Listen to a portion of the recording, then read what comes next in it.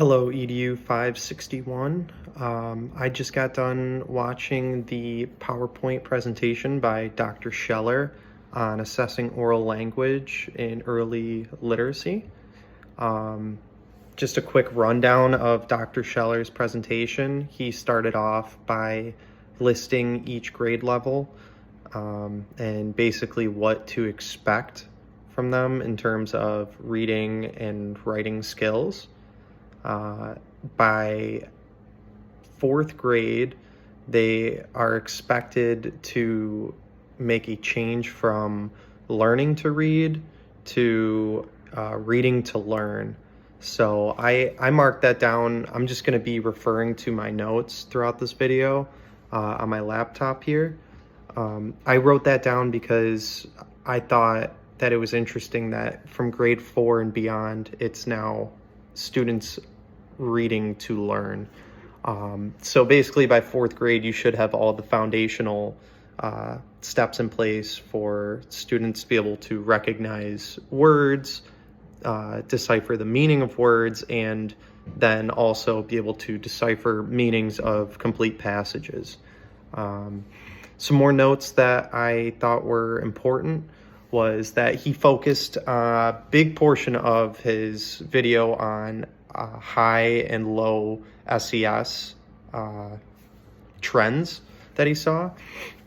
And this is like my third or fourth time coming across this situation in academics, that low SES students are struggling more than high SES students.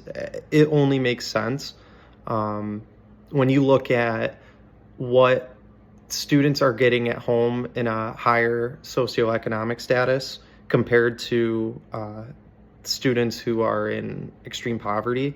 It's not even close. So some things to look out for as a future teacher for me is is there a long extended familial history of reading struggles?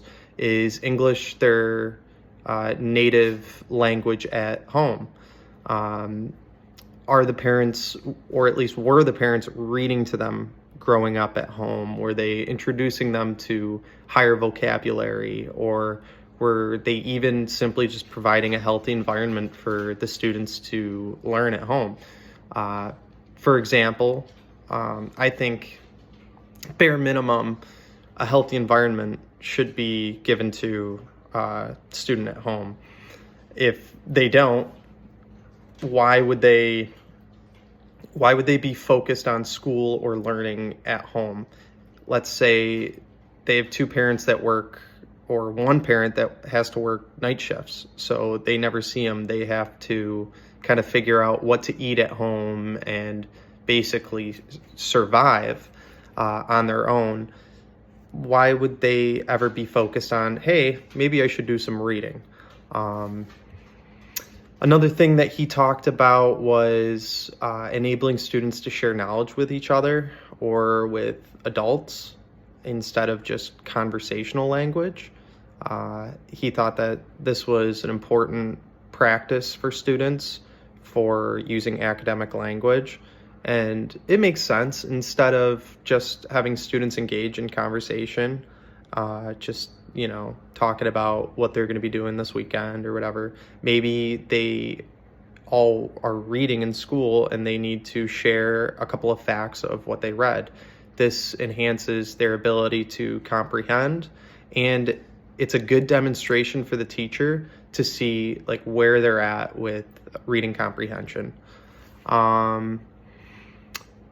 Another thing he talked about was focusing on print concepts with early readers. So making sure that the students know exactly where the top and the bottom of the passage is, the directionality of the passage, and the meaning of punctuation.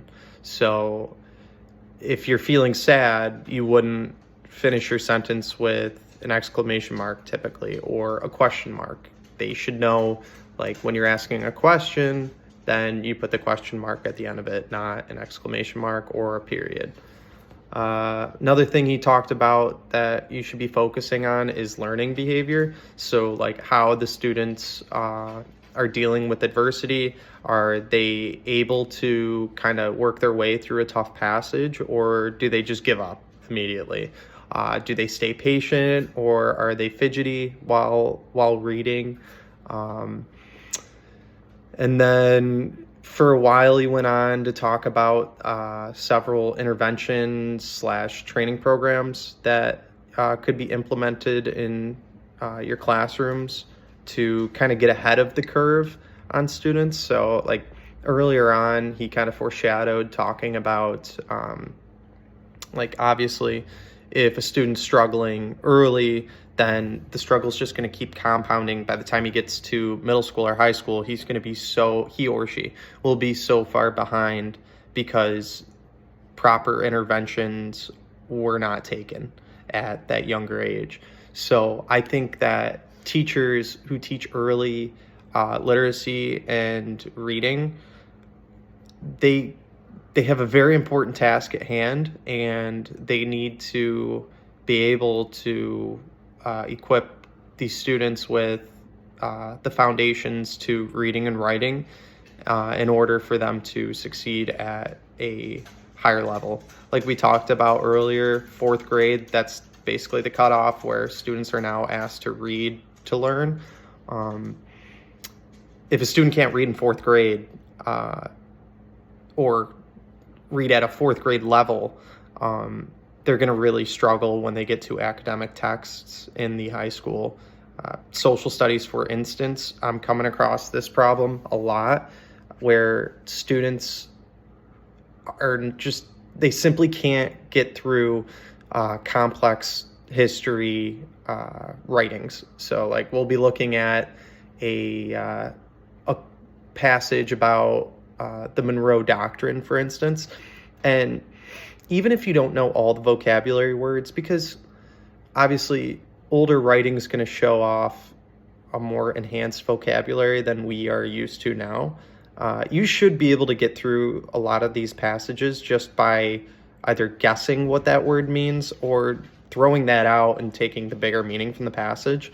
A lot of the students that I'm coming across now, they get to a word like that and they freeze. Like, it totally throws off the rest of the passage for them. So